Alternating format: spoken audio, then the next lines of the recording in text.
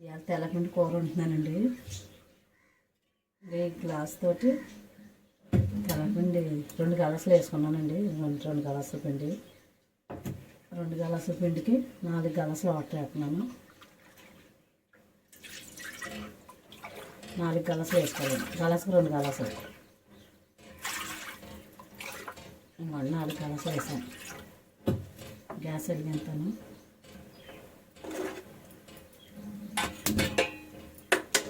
ఇందులో ఏం వేసుకోవాలో చూపిస్తాను.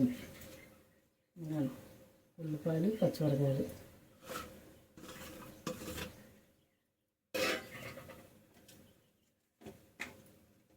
కొద్దిగా కారం, మనకు కారం సరిపడితే కారం, పచ్చిమిరపకాయలు వేసానండి. 2 ఉల్లిపాయలు, పెద్ద ఉల్లిపాయలు కోసాను, ఆ మాత్రం ఉల్లిపాయలు, ఒక 8 పచ్చిమిరపకాయలు కోసాను, ఒక చెంచాడు కారం వేసాను. మనకి సాల్ట్ కూడా సరిపడినంత వేసుకోవాలి. కూర సరిపడిగా వేసుకోవాలండి. సాల్ట్ మళ్ళీ వేసుకొచ్చి ఉప్పు చూసుకుని, ఇంకా కొద్దిగా పసుపు కూడా వేయాలండి. నీళ్ళు బాగా మరిగాక అప్పుడు తెల్లపిండి వేయాలండి. అందులో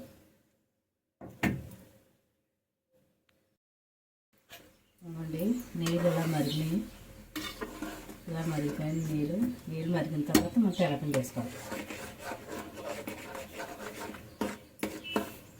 ఇలా వేసుకోవాలి. శుభ్రం కలపాలి.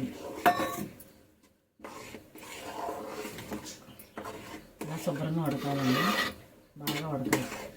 ఉడికిన తర్వాత ఇప్పుడు మళ్ళీ మనం తాలింపు పెట్టాలి. ఇలా ఉడకాలండి తెల్లపిండి అంతా. ఇలా ఉడికిన తర్వాత ఇప్పుడు మనం తాలింపు పెట్టి అప్పుడు మళ్ళీ చేస్తాము. బాగా ఉడకాలండి. అది మళ్ళీ వాటర్ అంతా అయిపోయింది.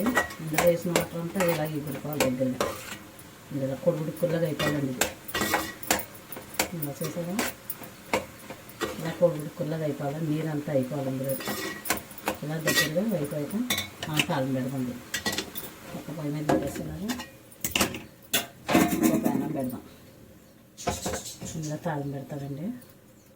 ఇది పక్కనే చారండి, చారు తెల్లపిండి కూర. ఈరోజు ఆమ్లెట్ కూడా వేస్తాను, మీకు చూపిస్తాను. ఇవన్నీ ఆయిల్ వేస్తున్నాను.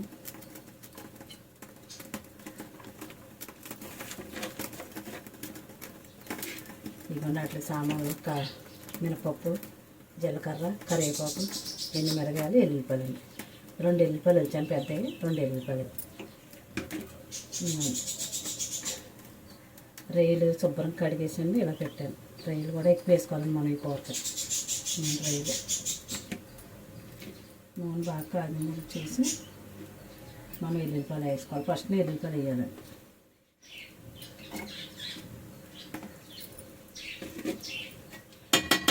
ఎల్లుల్లిపాయలు బాగా ఏడాలి, ఎర్రగా ఏడాలి. ఎర్రగా అయిన తర్వాత అప్పుడు మళ్ళీ పోపు సామాన్లు వేసుకోవాలి. ఇవ్వండి ఎల్లుల్లిపాయలు వేగినాయి. ఇలా వేగినాయి ఎల్లుల్లిపాయలు. అప్పుడు పోపు సామాన్లు వేసుకోవాలి. ఇంకా ఇచ్చాను కదా, జీలకర్ర, ఎల్లుల్లిపాయలు, మినపప్పు, కరివేపాకు, ఎండుమిరపకాయలు.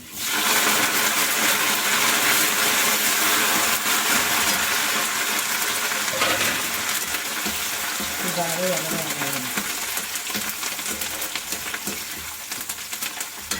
బాగా వేగిన తర్వాత ఇప్పుడు మనం బాగా కట్ చేసానండి. రొయ్యలు వేసుకోవాలండి.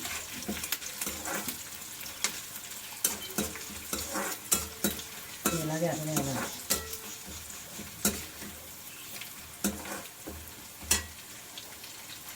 ఇప్పుడు ఇది వేస్తున్నాను,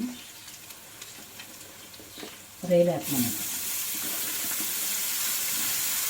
రొయ్యలు ఎక్కువ వేసుకోవాలండి. తెల్లపిండి కూర రొయ్యలు ఎక్కువ వేసుకుంటే తెల్లపిండి కూర బాగుంటుంది. తినడానికి ఎక్కువ ఉంటుంది మనకు.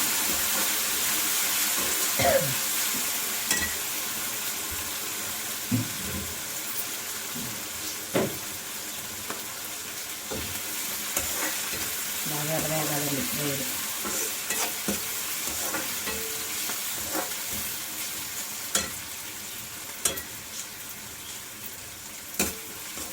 వేగిన తర్వాత అప్పుడు మనం తెల్లపిండి వేసారు. ఇది వచ్చేసి బాగా అరగాలి ఫ్రై.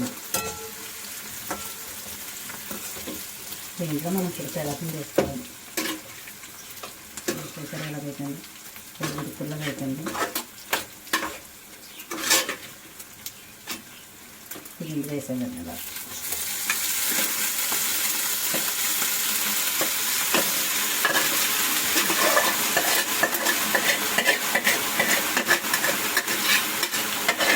వాటర్ ఏమి ఉండదు, వాటర్ లేకుండా ఎలా వండుకోవాలి. కొంచెం వాడుతూనే ఉండాలి.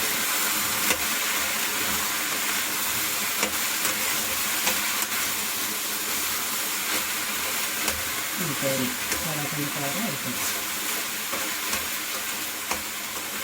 కొంచెం మధ్యలో పండుగ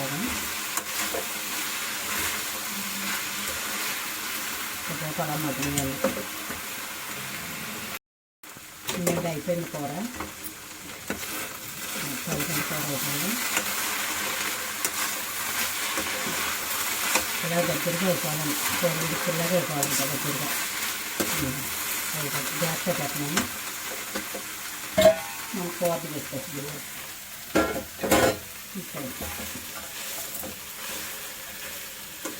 ఇలా తీసుకుంటాను నేను. ఏ కూరన్నా కూరలోకి తీసేస్తాను, గిన్నెలోకి తీసేస్తాను వండగానే.